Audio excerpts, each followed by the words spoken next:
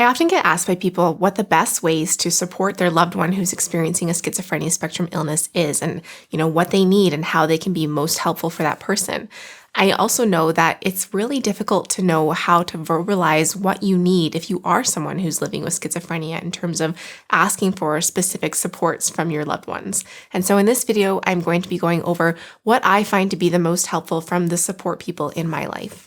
We actually just did another video on what a good day versus a bad day with schizophrenia looks like, and we were able to share answers from you as well and your perspectives about what a good day and a bad day looks like. And so I really loved incorporating your responses to this as well too. And so later on in the video, I'm also going to be incorporating answers from you as to what is the most helpful for you in terms of getting support from your loved ones. Now, before I get into what's helpful for me for my support people, I do want to quickly mention our online peer support communities. We have one geared toward people who are living with a schizophrenia spectrum illness, which you can find out more about at schizophreniapeersupport.com. And then we also have a more broad mental health peer support community, which you can find out more about at onlinepeersupport.com. And both of those links will be in the description below too.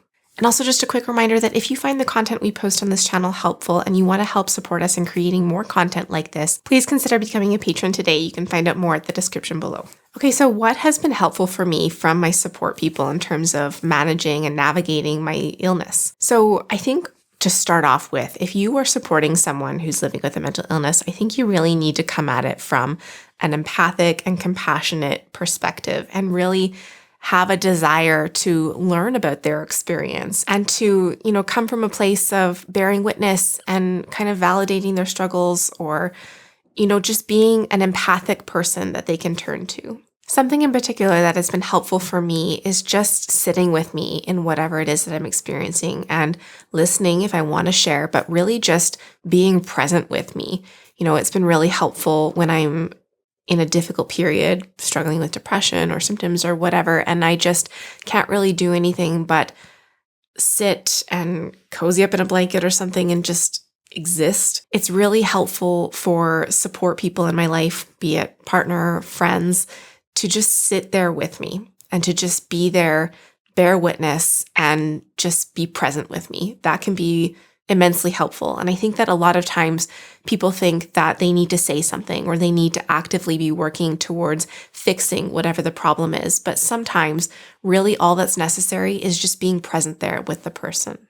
Another thing that I found helpful for my support people is providing some sort of distraction or task or activity that we can do together to kind of take my mind off of whatever it is that I'm struggling with. And so this can look like going for a walk together. This can look like going and doing errands, going for a drive, just doing something to kind of remove yourself physically from the space that you're struggling in and to just kind of distract yourself with some sort of activity you can share in together. Another thing that I found really helpful, particularly from my partner who's kind of around me more often than other support people in my life, is noticing when I might be struggling a bit more and need a little bit more help with advocating for myself or, him needing to step in and advocate for me, whether this looks like asking me if I need him to come with me to a doctor's appointment or a psychiatrist appointment just to be a second set of ears there and to kind of help me navigate that.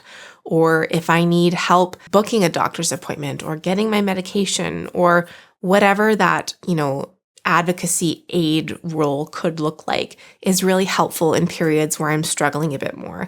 It's not like I always need this level of support. Most times I'm able to do these sorts of things on my own.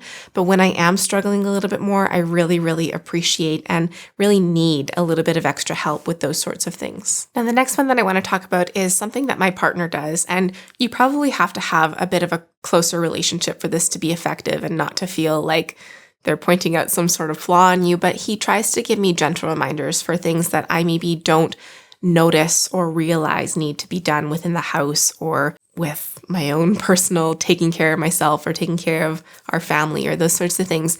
I think that struggling with executive functioning and struggling with, noticing and needing or like making that connection to take action on certain things that need to be done is something that I struggle with as a result of my illness. And so when he can provide me just little gentle reminders about things that need to happen or things that I need to take action on, it can be really helpful to help me just kind of keep up with life, which is something that I do struggle with as a result of my illness at times. It's also been really helpful to have a relationship established with my partner, who's my primary support person, where I know that I can come to him if there's ever anything that I'm really struggling with that I need to just talk out.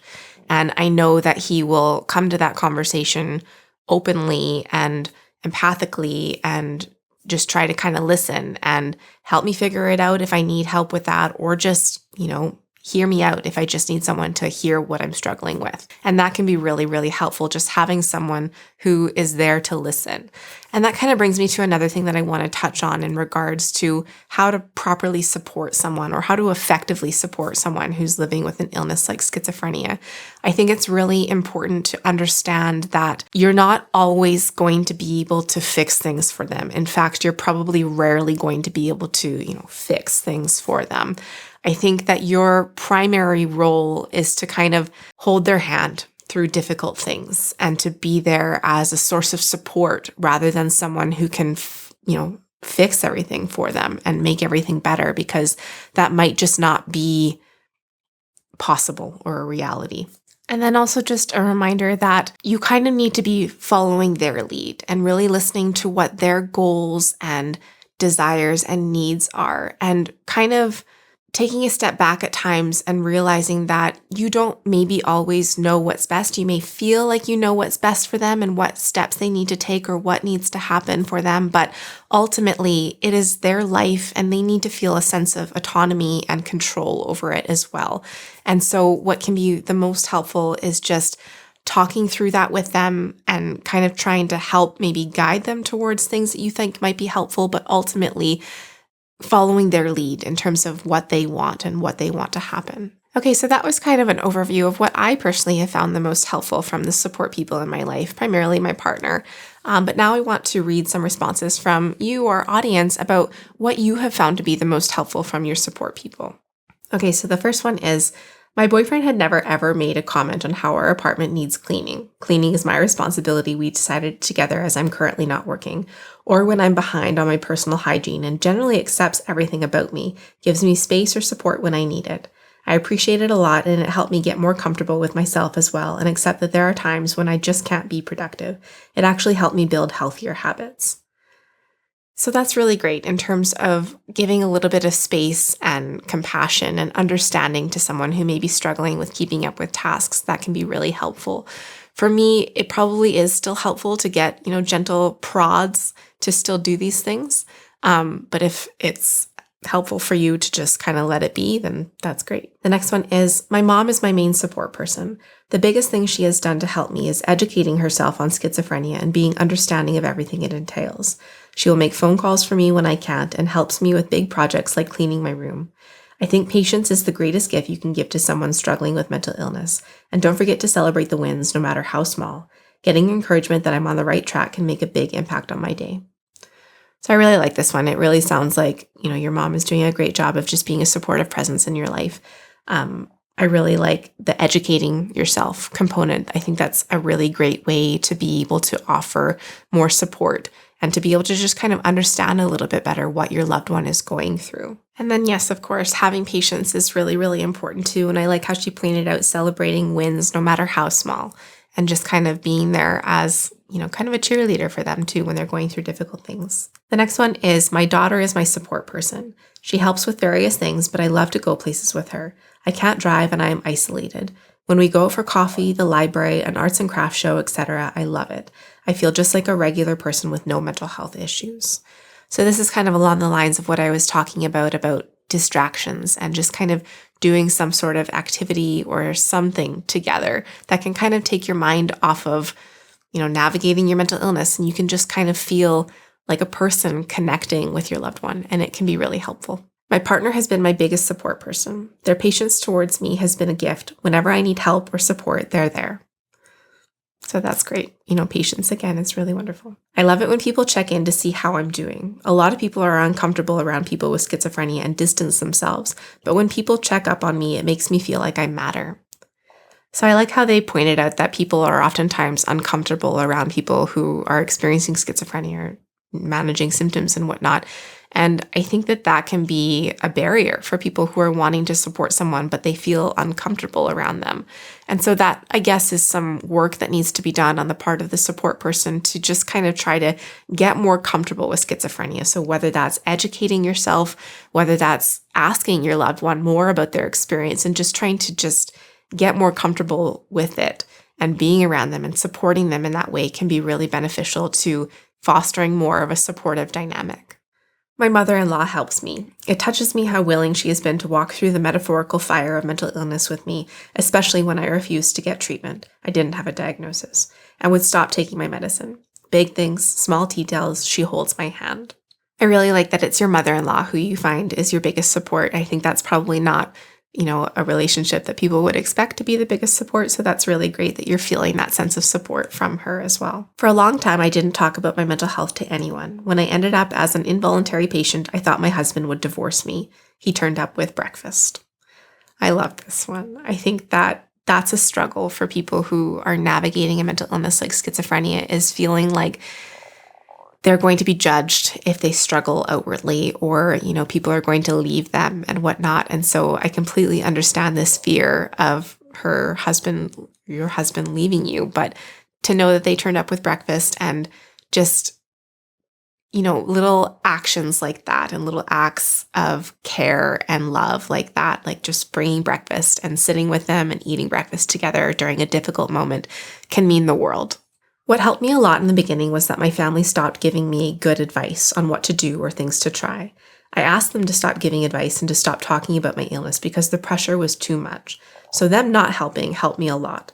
It was tough for them, but if they ever had a question, I would answer honestly. I would do my best to be very specific and not leave room for assumptions. So I think that's really great in terms of establishing boundaries around communication about the illness. I think that kind of touches on what I was talking about the inclination of support people to want to try to fix things as kind of a gut reaction to when their loved one is struggling with an illness like schizophrenia. And that, more often than not, is really not the most helpful. And so this person is, talking about how they ask their loved ones to stop offering advice and to just ask questions if they had anything and try to have an open conversation like that without trying to fix the problem. My best friend is so supportive. It helps to not feel judged when I'm around him. This way I can relax, accept myself as I am, and have patience with myself. Just the presence of friends who are there for you no matter what is so healing. Love, patience, and trust. I love that one in terms of describing how it feels to be accepted and cared for by someone. Patience, love, picking up my slack when I was really sick, and empowering and listening to me during my recovery. Whenever I'm in a catatonic-like state and I can't move and I can't hear anything else than my auditory hallucinations, my parents try to move me around in a gentle way and call me nicknames other than my name until I get out of that state. And when I get out of that state, they don't seem worried. They take it naturally. That's pretty calming because they make me feel like they've come to peace with the fact that I have symptoms instead of treating me as if I was a crazy person who has lost my mind. So I like that you're describing a really accepting and gentle and understanding approach from your parents in terms of helping you kind of recover from episodes and whatnot. And I think that, what you described in terms of helping you to not feel like it's crazy or really out of the norm or weird to be struggling with these things can be really helpful and make you feel a lot more safe and help you to accept yourself a little bit more. Having friends who know what's going on if/when things are bad, and just spending time together being goofy or doing fun, distracting things. When I was doing really badly, I started having weekly elaborate baking dates with a close friend, made bouncy balls with another, and drew my cats with another. Just like low-key, silly, distracting things so I'm not alone in mind swirls. So again, this goes back to what I was talking about distractions and how really, truly helpful that can be. My fiance literally wrote out a list of my tells that I'm going into psychosis: feeling paranoid more often, not leaving the house as much, refusing to take my meds, etc., and a list of things to say or do to help me. We sat down and had a discussion of what helps me most, providing a non-judgment listening ear, a shoulder to cry on, reminding me to take my meds and that they are safe. And when my symptoms get really bad and I need hospital, he helps me feel comfortable and safe to make that decision. My mom has been helpful in researching schizophrenia and empathizing with what I go through, and it's helped her be more understanding of the way I navigate the world. My best friends communicate regularly with my fiance, especially when I'm showing more symptoms, to work as a team to support me in ways I mentioned earlier. Ultimately, empathy. My loved ones researching what I live with and understanding where I'm coming from has really helped them to help me live my best life possible without judgment. I love them all endlessly for helping me through my darkest times. My fiance tells me all the time, your mental health does not define you, and that really makes me feel comforted.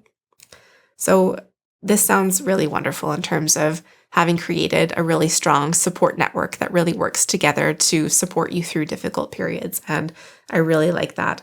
I also really like, literally planning out and writing down what tells are that you're going through psychosis or a more difficult period or an episode or something, so that you and your support people can both point to this list and say, hey, I think this is happening. It can just help to get on the same page during a period where there is perhaps more paranoia or fear going on. I think it's also super helpful to write down what helps in those instances so that, again, you can go to that with your support person and kind of work through it in terms of working through whatever the distressing episode you're going through is. So thank you so much to everyone who offered your own insights into what is helpful from your support people. I'm sorry we couldn't read all the comments. They were all great though, and I really appreciate it. So I hope this video was helpful in terms of providing insights into loved ones about how to best support your loved one who's experiencing a schizophrenia spectrum illness, or also provided more, helpful ideas for what to ask for from your support people if you are someone who's living with a schizophrenia spectrum illness. Just a reminder again to check out our online peer support communities at the links in the description below. Thank you so much again for watching, and as always, wishing you and your loved ones good health. We'll see you in the next video. Bye.